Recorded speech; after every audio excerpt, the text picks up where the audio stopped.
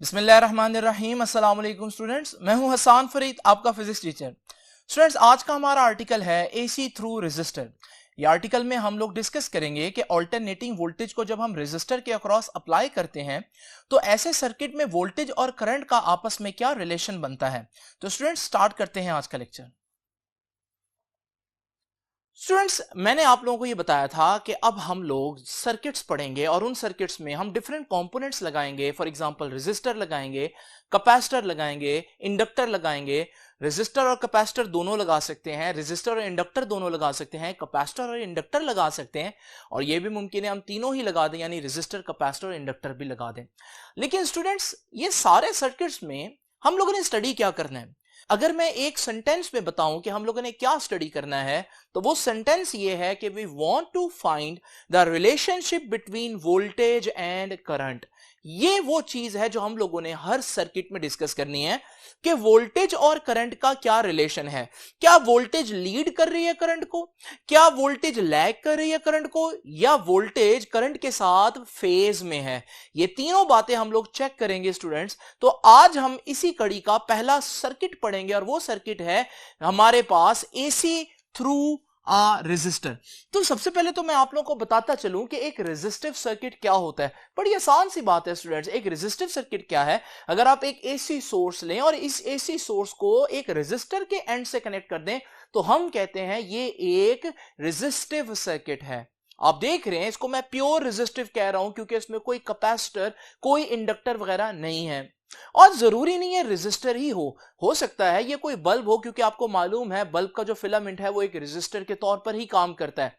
तो लेकिन जब मैं सिंबल बनाऊंगा तो मैं सिंबल के तौर पर डिवाइस को नहीं बल्कि उस डिवाइस के रेजिस्टेंस को, यानी एक रेजिस्टर के तौर पर उसको शो करूंगा।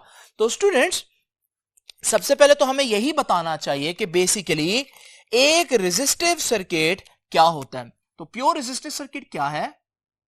A circuit in which an AC source, alternating source, DC source नहीं, वो DC सोर्स हम चैप्टर 13 में पढ़ के आए थे, बैटरी सेल, वो हम यहां नहीं डिस्कस करें क्योंकि चैप्टर नंबर 16 में हम लोगों ने AC सोर्सेस को ही डिस्कस करना है। तो a circuit in which an AC source is connected with only a resistor, सिर्फ और सिर्फ क्या हो? रेजिस्टर हो, कोई कैपेसिटर इंडक्टर वगैरह ना हो, with only a resistor is called a pure resistive circuit. अब जैसे कि आप लोग जानते हैं कि मैंने अभी आप लोगों को बताया कि प्योर रेजिस्टिव सर्किट में क्या होगा, एक एसी सोर्स होगा, उसको हम कनेक्ट करेंगे एक रेजिस्टर आर के अक्रॉस। तो स्टूडेंट्स, ये डायग्राम जब मैं कह रहा हूं सर्किट डायग्राम में, यही डायग्राम ही बनाएंगे हम। तो इस डायग्राम में बेसिकली हम क्या कहेंगे कि ये हमारे पास एक एसी सोर्स है, आपको मालूम है एसी सोर्स का सिंबल ये होता है, और इस एसी सोर्स को हम कनेक्ट कर देंगे एक अदद रेजिस्टर से, जिसकी रेजिस्टेंस को मैं कैपिटल आर कह सकता हूं, और ये जो वोल्टेज आ रही है इस सोर्स से, इसे मैं V कह सकता हूं। ये है सिंपल सी सर्किट डायग्राम एक प्योर रेजिस्टिव सर्किट की।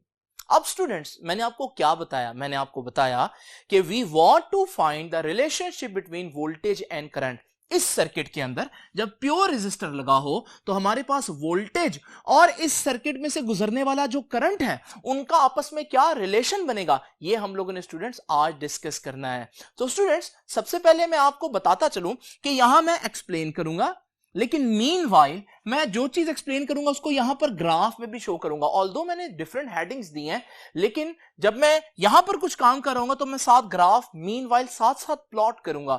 इसलिए यहां पर मैं पहले ही आपके सामने एक्स एक्सिस भी बना देता हूं और वाई एक्सिस भी बना देता हूं ताकि मैं बाद में ग्राफ इजीली प्लॉट कर सकूं। नाउ स्टूडेंट्स, जैसे कि आप लोगों ने याद रखना है, दोबारा बता रहा हूं, आप कहेंगे सर काफी दफा बता रहे हैं, क्योंकि अगर आप ये स्टेटमेंट जहन में रखेंगे तो फिर आपको समझ लगेगी कि मैं स्टेप बाय स्टेप क्यों कर रहा हूं इस तरह से। तो स्टूडेंट्स, क्या है हम लोगों का आज का बेसिक पर्पस, वो ये है कि हम लोगों ने वोल्टेज और करंट का रिलेशन फाइंड आउट करना है। स्टूडेंट्स, आप लोग देख रहे हैं मैंने कौन सी वोल्टेज दी है, डेफिनेटली एसी सोर्स है ये, और जब मैं एसी सोर्स दूं तो मुझे मालूम होता है कि उसकी इक्वेशन क्या होगी। तो हम यहां पर लिख देते हैं as the voltage source is alternating voltage है, तो फिर हम लोग जानते हैं कि V इज इक्वल टू, यानी जो वोल्टेज दे रहा होगा ये कितनी होगी, V is equal to V nought sine theta. तो ये वो वोल्टेज है जो हर लम्हा इस वोल्टेज सोर्स ने इस रेजिस्टर को देनी है, इसलिए इस वोल्टेज को इंस्टेंटेनियस वोल्टेज कहते हैं, हम लोग पहले पढ़कर आए हैं। V नॉट क्या है, V नॉट मैक्सिमम या पीक वोल्टेज है स्टूडेंट्स। लेकिन यहां इंपॉर्टेंट बात क्या है, जरा देखिए मैं इसको इक्वेशन नंबर 1 कह देता हूं। अगर आप गौर से देखिए तो मैं कह सकता हूं कि यहां पर V किस पर डिपेंड कर रहा है, कितनी वोल्टेज होगी किसी भी लम्हे, डिपेंड करता है एंगल क्या है, फेज क्या है, यानी साइन थीटा पर डिपेंड कर रहा है। इसको हम आसान अल्फाज में यूं कह सकते हैं कि voltage depends upon sine theta, लेकिन मैथमेटिक्स की टर्म में इसे बोलते हैं voltage is a function of sine theta. तो ये स्टेटमेंट जरा ध्यान से देख लीजिए, फ्रॉम अबव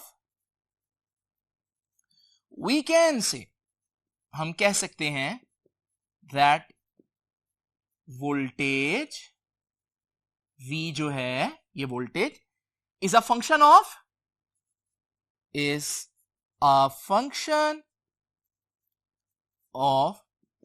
साइन थीटा।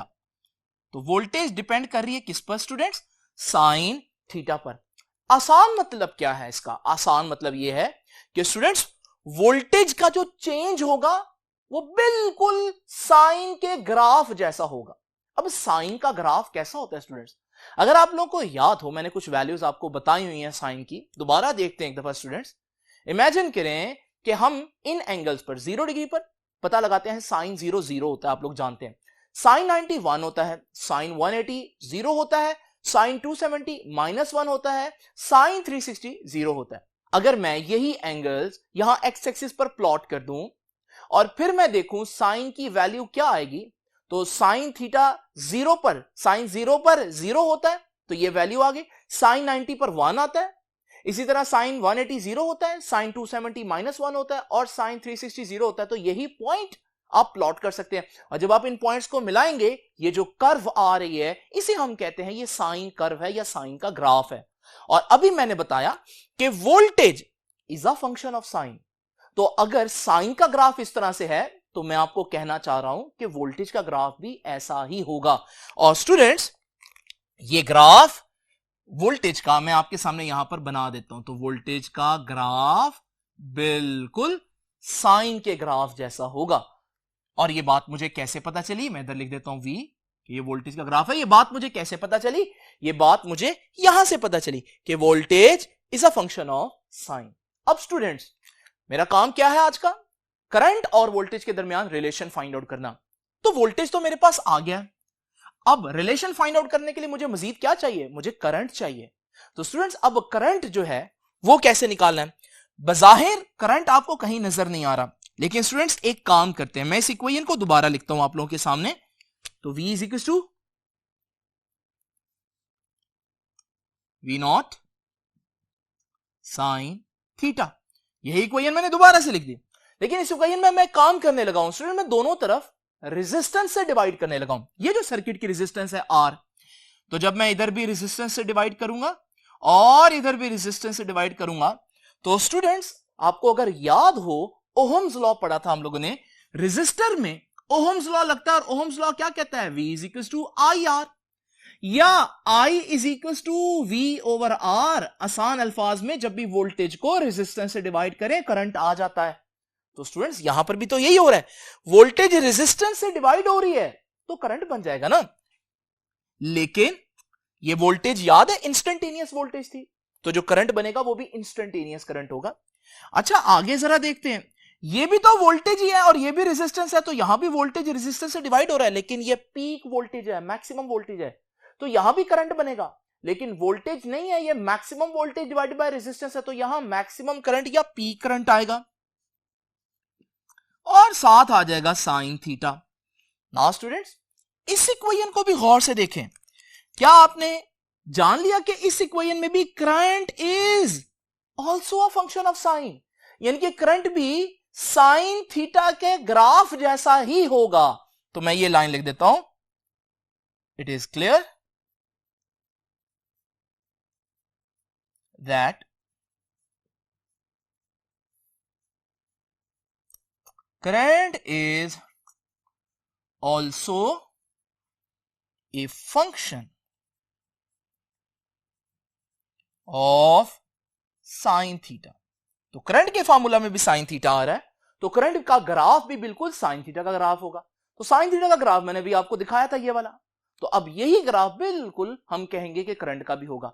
तो यही ग्राफ मैं अब वहां पर जहां वोल्टेज का ग्राफ बनाया था वहां पर आपके सामने ड्रॉ करता हूं।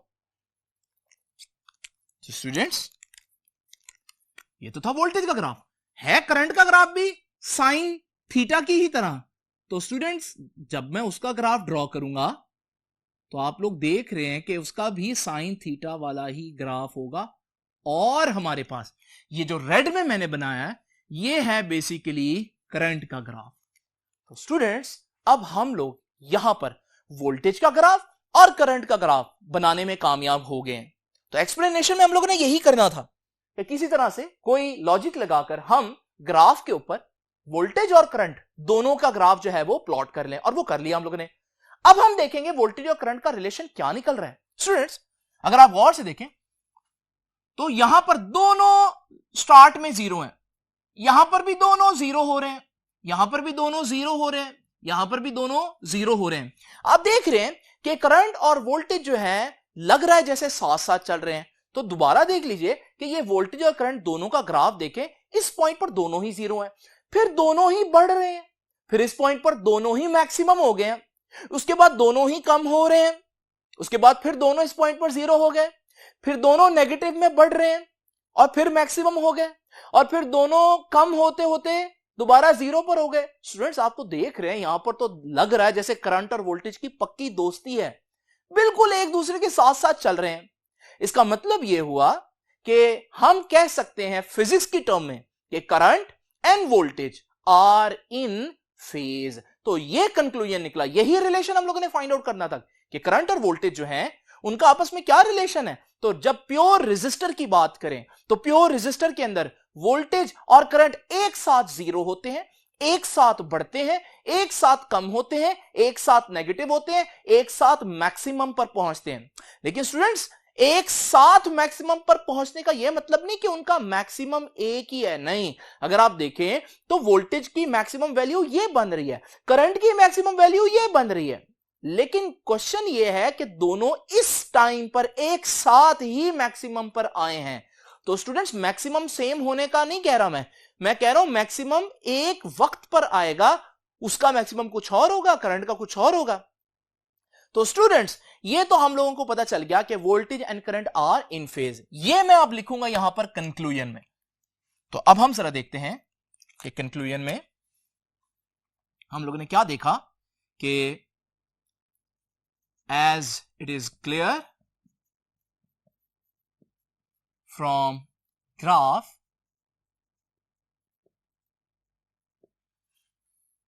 that both current and voltage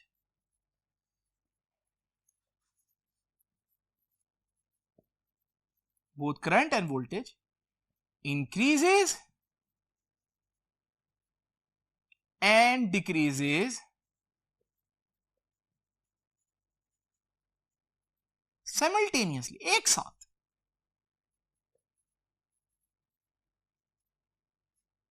एक साथ इंक्रीज कर रहे हैं, डिक्रीज कर रहे हैं। Also becomes zero and maximum at same instant. जिस तरह एक साथ बढ़ रहे हैं, एक साथ कम हो रहे हैं, इसी तरह से एक साथ जीरो हो रहे हैं, एक साथ मैक्सिमम पर भी पहुंच रहे हैं। तो फिर यहां से मैं क्या कह सकता हूं, करंट और वोल्टेज का क्या रिलेशन बना आपस में, तो मैं कहूंगा कि हेंस, क्या सीखा हमने, हेंस, ये अब कंक्लूजन आ रहा है, hence in a pure resistive AC circuit, current and voltage are, आगे बड़ी इंपॉर्टेंट बात कहने लगा हूं, आर इन फेज। जब दो चीजें एक साथ बढ़े, एक साथ कम हो, एक साथ मैक्सिमम हो, एक साथ जीरो हो, तो फिर हम कहते हैं फिजिक्स की टर्म में कि ये दोनों वेव फॉर्म्स जो है वो इन फेज हैं। नाउ स्टूडेंट्स, ये तो हो गया जब दो चीजें इन फेज में हो तो ग्राफ पर कैसी लगेंगी। ये हो गया जो चीजें इन फेज हो तो वर्ड्स में कैसे लिखना है। अब हम देखते हैं अगर दो चीजें फेज में हो तो उनको वेक्टर के तौर पर कैसे रिप्रेजेंट करना है। बड़ा आसान काम है स्टूडेंट्स, याद रखिएगा। आप लोग देख रहे हैं कि करंट और वोल्टेज इन फेज है, तो मैं पहले करंट को ड्रॉ करूंगा हॉरिजॉन्टली, और फिर मैं वोल्टेज को ड्रॉ करूंगा, और वोल्टेज का जो वेक्टर है उसको इसके पैरेलल ड्रॉ करूंगा, जिससे साबित हो जाएगा कि ये वेक्टर डायग्राम क्या बता रही है कि क्योंकि करंट और वोल्टेज के जो वेक्टर्स हैं वो सेम डायरेक्शन में है, तो इसका मतलब हुआ कि करंट और वोल्टेज इन फेज हैं। स्टूडेंट्स याद रखिएगा, यहां से आपने ये नहीं समझना कि करंट और वोल्टेज वेक्टर क्वांटिटीज हैं, नहीं, they are scalar quantities. But यहां पर हम लोग इनको वेक्टर के जरिए रिप्रेजेंट कर रहे हैं। उसके कुछ रीजंस हैं, वो अब आप लोगों को जानना जरूरी नहीं है, आपके कॉन्सेप्ट से बाहर है, लेकिन बहरहाल आप लोगों ने याद रखना है। अगर वो आपसे पूछता है करंट और वोल्टेज वेक्टर है या स्केलर है, तो फिर आप क्या जवाब देंगे, आप कहेंगे वो स्केलर क्वांटिटीज ही हैं। यहां सिर्फ किसी मकसद की वजह से उनको वेक्टर के तौर पर रिप्रेजेंट किया है। नाउ स्टूडेंट्स, ये तीनों बातें क्या बता रही हैं, ये ग्राफ की फॉर्म में बता रहा है voltage and current are in phase, ये वर्ड्स में बता रहा है voltage and current are in phase, ये वेक्टर्स में बता रहा है voltage and current are in phase. लेकिन रियलिटी में कैसे पता चलेगा कि voltage and current are in phase, यानी रियलिटी में कैसे दिखेगा। तो स्टूडेंट्स आइए चलते हैं वापस अपने सर्किट की तरफ। अब मैं वोल्टेज और करंट जो है उसको मेजर करने के लिए एक वोल्ट मीटर लगा लेता हूं रेजिस्टर के अक्रॉस, और आपको मालूम है वो पैरेलल में ही लगेगा, और मैं एक एमीटर लगा लेता हूं इन सीरीज। अब स्टूडेंट्स जब मैं यहां पर एसी सोर्स ऑन करूंगा तो फिर मैं क्या देखूंगा रियलिटी में, मुझे पता तो चल गया मैथमेटिकली कि current and voltage are in phase, लेकिन मुझे कैसा दिखेगा ये, तो वो दिखेगा कुछ इस तरह से कि आप नोट करें कि हमारे पास दोनों जो मीटर्स हैं उन दोनों मीटर्स को देखें वो किस तरह से एक दूसरे के साथ सिंक है, और इससे आपको पता चल रहा है कि दोनों मीटर्स एक साथ मूव कर रहे हैं, जिसका मतलब यह है कि वोल्टेज और करंट एक साथ बढ़ रहे हैं, एक साथ जीरो पर पहुंचते हैं, एक साथ डायरेक्शन चेंज करते हैं, एक साथ डिक्रीज करते हैं, एक साथ इंक्रीज करते हैं। तो रियलिटी में आपको वोल्टेज और करंट का जो सिनेरियो नजर आएगा वो कुछ इस तरह से होगा। तो स्टूडेंट्स आप देख रहे हैं कि हमारे पास इन फेज का रियल लाइफ में क्या मतलब होता है। अब स्टूडेंट्स एक आखिरी बात हम डिस्कस करेंगे, power dissipation in resistive circuit. Students उससे पहले एक बात बच्चे कहते हैं कि सर आपने दोनों को साइन वेव बनाया, वो तो ठीक है समझ में आया, क्योंकि ये भी कहता है साइन वेव होगा, ये भी कहता है साइन वेव होगा, लेकिन आपने करंट को स्मॉल मैग्नीट्यूड में और वोल्टेज को ज्यादा मैग्नीट्यूड में क्यों बनाया। ये बड़ा अच्छा क्वेश्चन है। इसका आंसर स्टूडेंट्स ये है कि ओहम्स लॉ क्या कहता है, V is equal to I R. अब ये वोल्टेज है, ये करंट है, देखो कौन ज्यादा होगा, वोल्टेज ज्यादा होगा या करंट ज्यादा होगा, डिपेंड करता है ये रेजिस्टेंस की वैल्यू क्या है।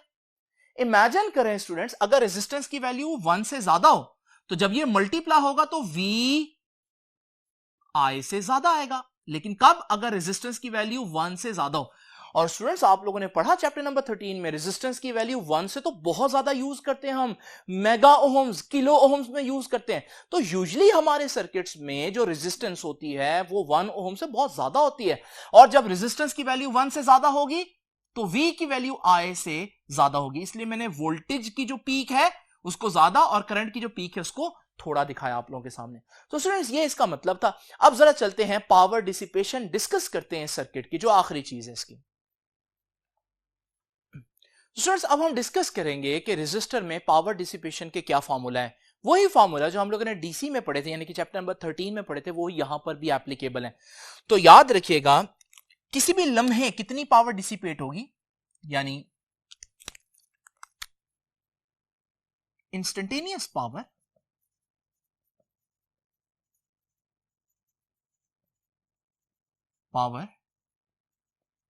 dissipated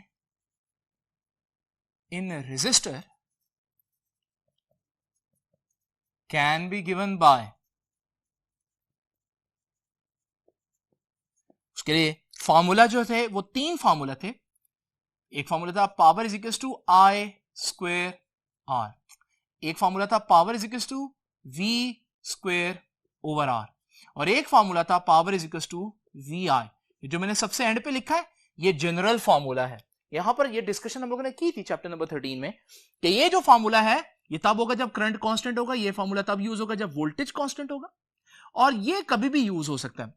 स्टूडेंट्स अब यहां पर इंपॉर्टेंट बात क्या है, याद रखिएगा, अगर मैं कहूं ना पावर पॉजिटिव है, इसका मतलब है पावर खर्च हो रही है, पावर डिसिपेट हो रही है। लेकिन अगर मैं बोलूं पावर नेगेटिव है, पावर नेगेटिव का मतलब है पावर आपको मिली है। जिस तरह से एनर्जी खर्च भी हो सकती है, एनर्जी आपको मिल भी सकती है, बिल्कुल इसी तरह से पावर पॉजिटिव का मतलब है पावर इज डिसिपेटेड, और पावर नेगेटिव का मतलब है power is given to the circuit, power मिली है। नाउ स्टूडेंट्स यहां पर रेजिस्टर के केस में क्या होगा, ये हम बड़ी आसान तरीके से देख सकते हैं। स्टूडेंट्स जरा तवज्जो कीजिए, ये ग्राफ जब भी हम लोगों ने डिस्कस किया, इस ग्राफ को देखिए। इस ग्राफ में मैंने वोल्टेज और करंट दोनों को फेज में बनाया, दोनों की एक एक वेव बनाई, आप देख रहे हैं। अब आप लोग अगर इस पूरे एक वेव के 4 हिस्से करें तो हम इन चारों हिस्सों को इंडिविजुअली डिस्कस कर सकते हैं। अब स्टूडेंट्स मैंने आपको क्या बताया, मैंने आपको बताया पावर का फॉर्मूला क्या है, वी आई, यानी वोल्टेज इनटू करंट। आप देख रहे हैं ये वाली लाइन जो है बेसिकली ये जीरो को रिप्रेजेंट कर रही है। इससे ऊपर की वैल्यूज पॉजिटिव है, इससे नीचे की वैल्यूज नेगेटिव है। अब जरा ये फर्स्ट क्वार्टर देखें स्टूडेंट्स, इस क्वार्टर में अगर आप गौर से देखें तो वोल्टेज भी जीरो लाइन से ऊपर है, करंट भी जीरो लाइन से ऊपर है, यानी वोल्टेज भी पॉजिटिव, करंट भी पॉजिटिव। तो जब वोल्टेज पॉजिटिव होगी, करंट पॉजिटिव होगा, तो फिर पावर भी पॉजिटिव इंटू पॉजिटिव पॉजिटिव ही आएगी। यानी फर्स्ट क्वार्टर में पावर पॉजिटिव है, पावर पॉजिटिव का मतलब क्या बताया था, पावर डिसिपेट होगी, यानी फर्स्ट क्वार्टर में रेजिस्टर पावर खर्च करेगा, एनर्जी खर्च करेगा, यूटिलाइज करेगा, आपको नहीं मिलेगी energy. Now student second quarter देखते हैं। अब सेकंड क्वार्टर में अगर आप देखें तो सेकंड क्वार्टर में भी वोल्टेज का ग्राफ अभी भी जीरो लाइन से ऊपर है, करंट का ग्राफ भी जीरो लाइन से ऊपर है। तो करंट इस वक्त भी पॉजिटिव है, वोल्टेज इस वक्त भी पॉजिटिव है, और इस सूरत में जब आप पावर के फार्मूला में वोल्टेज को पॉजिटिव रखेंगे, करंट को पॉजिटिव रखेंगे, तो प्लस इंटू प्लस प्लस ही आएगा। तो इसका मतलब पावर अभी भी पॉजिटिव है, यानी सेकंड क्वार्टर में भी पावर डिसिपेट ही हुई है, यानी रेजिस्टर ने आपकी दी हुई एनर्जी को जाया ही किया है, खर्च ही किया है, आपको कोई एनर्जी नहीं मिली। नाउ स्टूडेंट्स अगर थर्ड क्वार्टर देखें तो बच्चों को लगेगा शायद अब कोई चेंज आएगा, लेकिन अगर हम गौर से देखें थर्ड क्वार्टर में आप देख रहे हैं जो करंट का ग्राफ है वो भी जीरो लाइन से नीचे है, जो वोल्टेज का ग्राफ है वो भी जीरो लाइन से नीचे है, यानी कि करंट भी नेगेटिव हुआ, वोल्टेज भी नेगेटिव हुई, और हम जानते हैं नेगेटिव इंटू नेगेटिव तो पॉजिटिव नहीं होता, यानी आंसर अभी भी पावर का पॉजिटिव ही आ रहा है। इसका मतलब यहां पर भी एनर्जी या पावर डिसिपेट ही हो रही है, रेजिस्टर आपकी दी हुई एनर्जी को खर्च कर रहा है। और बिल्कुल इसी तरह से फोर्थ क्वार्टर में अगर हम देखेंगे तो अभी भी हमारे पास वोल्टेज नेगेटिव है, करंट नेगेटिव है, क्योंकि जीरो लाइन से नीचे है। और जब हम पावर देखेंगे तो वोल्टेज नेगेटिव, करंट भी नेगेटिव, लेकिन नेगेटिव इंटू नेगेटिव पॉजिटिव हो जाएगा, तो पावर पॉजिटिव मतलब पावर डिसिपेट हुई है। क्या सीखा हम लोगों ने कि एक रेजिस्टर अगर एसी यानी अल्टरनेटिंग करंट के साथ लगा हो तो वो हर वक्त उस करंट की दी हुई एनर्जी को डिसिपेट करता है, खर्च करता है, एनर्जी को स्टोर करके वापस आपको नहीं देता जैसे कैपेसिटर और इंडक्टर देते हैं। तो यहां से हम लोगों ने स्टूडेंट्स क्या सीखा कि रेजिस्टर एक पावर डिसिपेटर है, ये एनर्जी स्टोर नहीं कर सकता। तो स्टूडेंट्स ये था हमारा आज का लेक्चर। आई होप कि ये लेक्चर आपको समझ में आया होगा। अब हम देखेंगे कि नेक्स्ट जो आर्टिकल है जिसमें हम कैपेसिटर को कनेक्ट करेंगे, तो कैपेसिटर को जब कनेक्ट करेंगे तो वोल्टेज और करंट का आपस में क्या रिश्ता होगा, क्या रिलेशन होगा, क्या अब वो फेज में रहेंगे, लेकिन ये हम जानेंगे नेक्स्ट लेक्चर में। तो स्टूडेंट्स, आपसे इंशाल्लाह मुलाकात होगी नेक्स्ट लेक्चर में। तब तक के लिए अल्लाह हाफिज।